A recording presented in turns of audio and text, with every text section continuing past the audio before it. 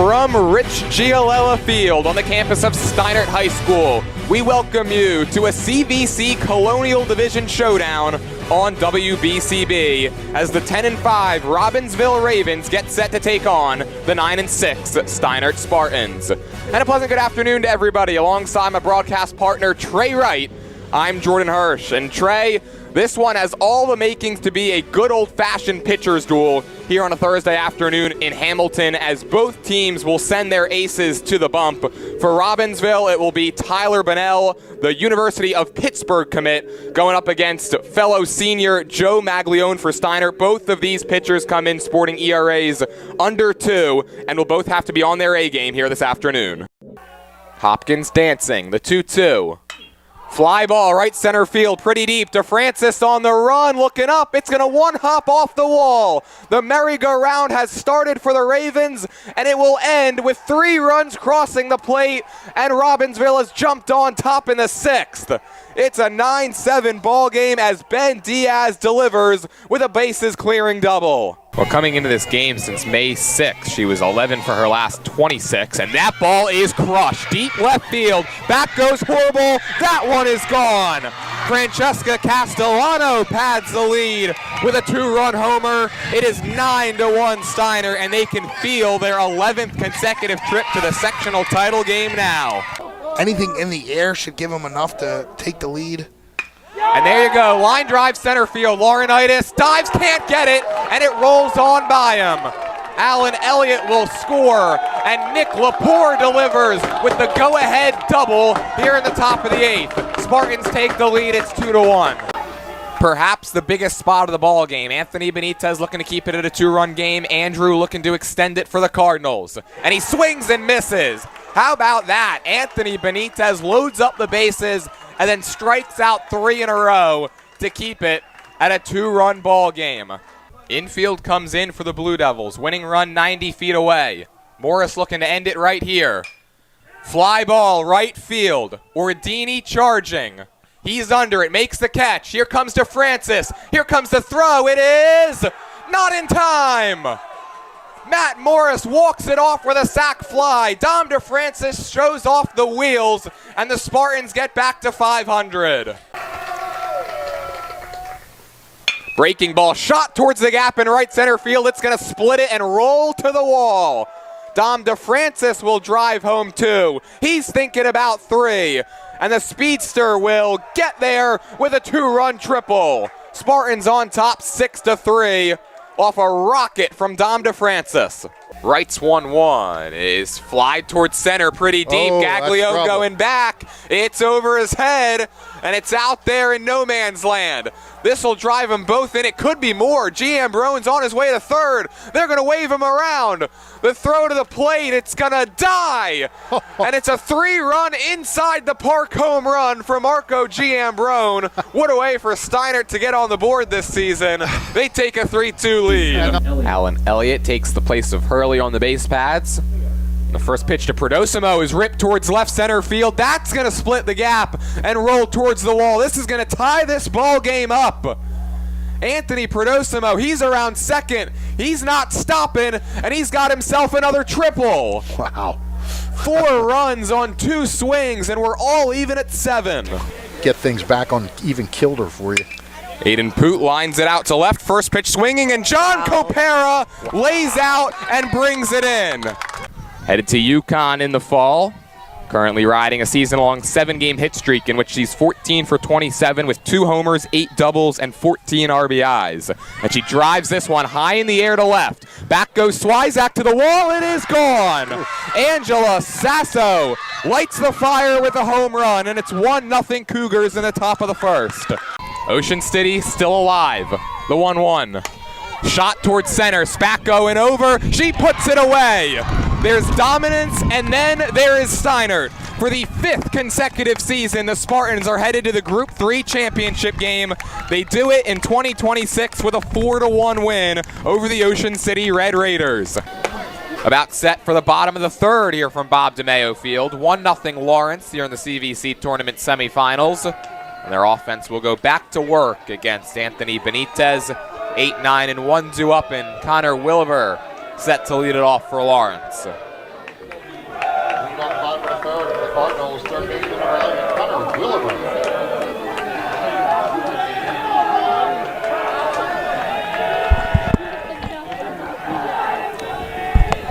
Williver takes a first pitch just low. It's a ball and no strikes. Lawrence, the reigning CVC champions. This one's up the middle, and that's a base hit. So back-to-back innings with the leadoff man aboard via a single for the Cardinals as Williver puts one back where it came from. And he's on first now for Seneca Sumners. That one just smoked right back up the middle. It's on the ground. You've seen some ground balls die here tonight in the grass, but that one smoked so much it just zoomed up the middle. Sumners was about to square before the throw over. Lawrence, not only did they win the CVC title last year, they pretty much dominated their way to it, and including the quarterfinal game against Hamilton West. They've now outscored opponents 35-8 in the CVC tournament since last year, not including the run today. They appeal down to first, and they say Sumners pulled it back. Thought that was always the home plate's decision, but obviously you can check down on a bunt. Sumners hitting .273 this year. Squares and drops down a beauty. Benitez off the mound will make the underhand flip. That was the only play he had. Sacrifice is successful, and Williver is up to second.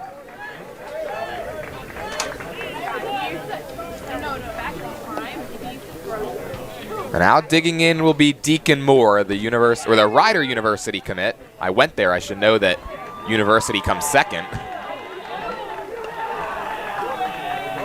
Come on, Jordan. Well, we'll have a courtesy runner here for Lawrence. Tom Drizga will head out to replace Williver. Did you get a diploma from Ryder? I did, but maybe I shouldn't have. I was going to say, you should give that thing back. Well, I'll be at their graduation tomorrow, so I'll hand it right back. How about that? That sounds good. Deal. Deacon Moore grounded out to first base his last time up. Looking to extend this Lawrence advantage. First pitch swinging again, and he sends it towards the trees. Deacon picked up his 100th career hit in the quarterfinals on Tuesday against Hamilton West. He's collected 30 base knocks this season, which is already a career high.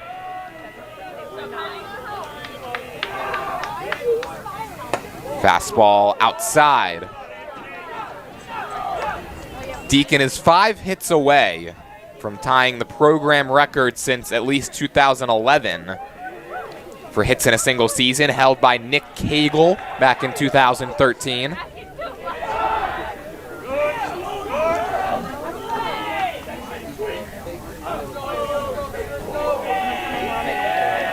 Benitez really making sure that runner on second doesn't get too big of a lead.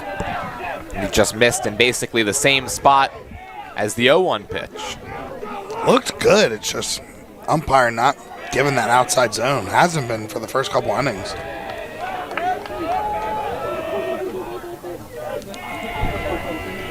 On a 2-1, Moore swings away and punches it foul.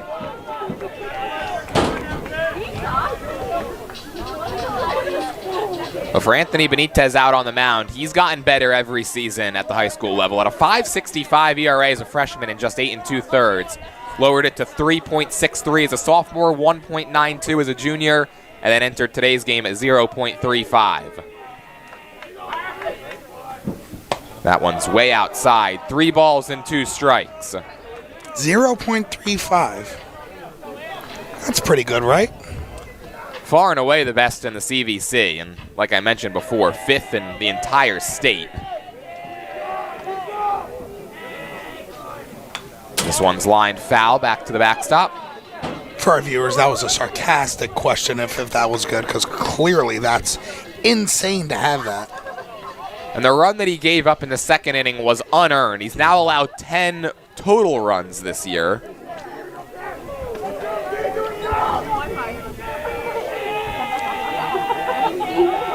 Payoff pitch will have to wait, and just back in there was Drizga.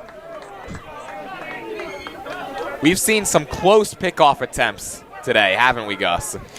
There's been a lot of close ones. We saw one I thought that was real close at first in the first game. That one was real close. Moore hits this one foul off the left field line. A good battle going between the two pitchers right now. Deacon Moore fighting to stay alive at home plate.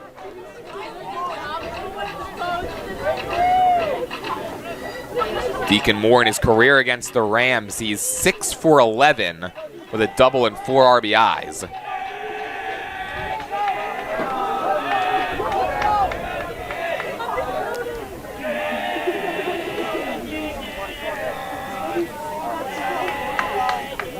Another 3-2 and another foul ball. Wow. What a battle here. Deacon Moore doing everything he can to stand in there against the CVC's best.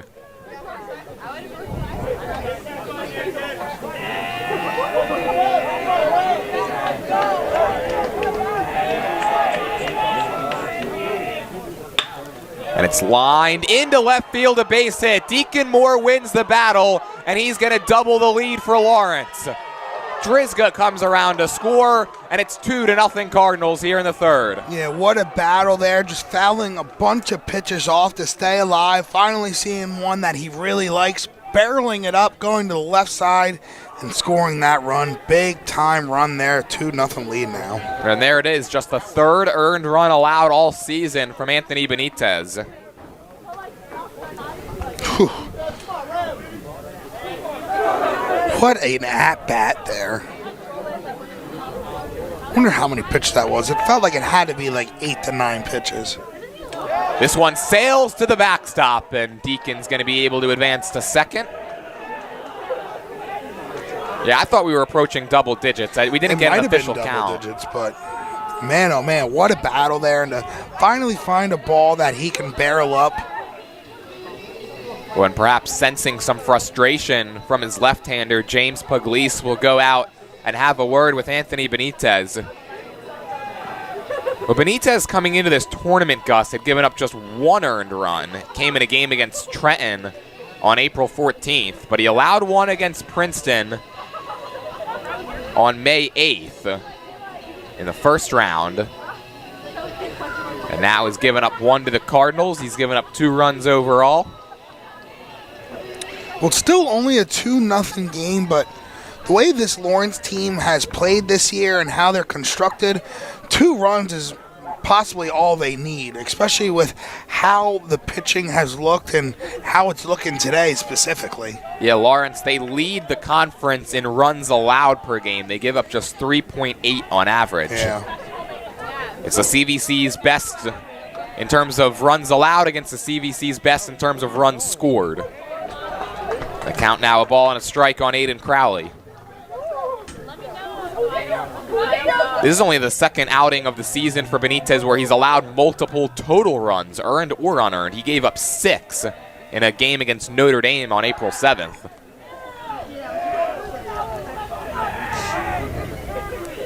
Six runs and no earned runs in that game.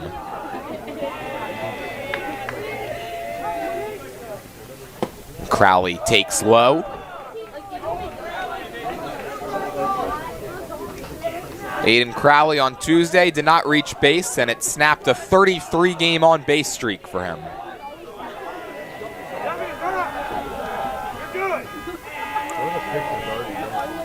He squares and bunts it off the end of the bat foul. I heard an alarm going off in the car. I thought it was mine for a second. It's like, how? Possibly how? I was going to say, Gus, you can't be bolting out of here. I don't know how to engineer this stream. I simply talk into the mic. I'm simply just the talking man. You're multitasking over there. We wouldn't be able to do this game without you. And a spin and a throw back, and the ball was dropped by Drews.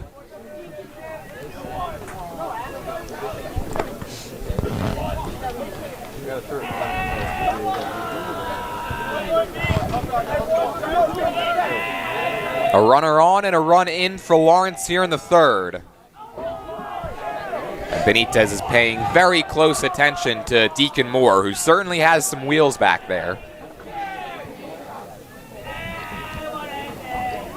Runner goes, pitches line to center. Creer coming on, makes the grab. Throw back to second is in time. It's an 8-6 double play, and Hightstown gets out of the inning, only allowing the one. Lawrence doubles their advantage. They're on top 2-0 as we go to the fourth in the CVC semifinals.